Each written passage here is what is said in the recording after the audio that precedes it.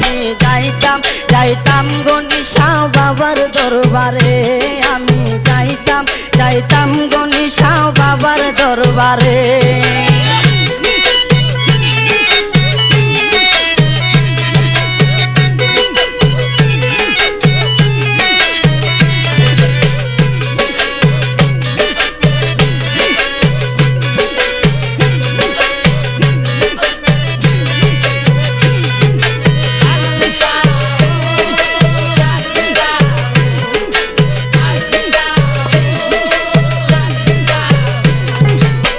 বাবা জানা আমার নূরেরই পুতুল, বাবা জানা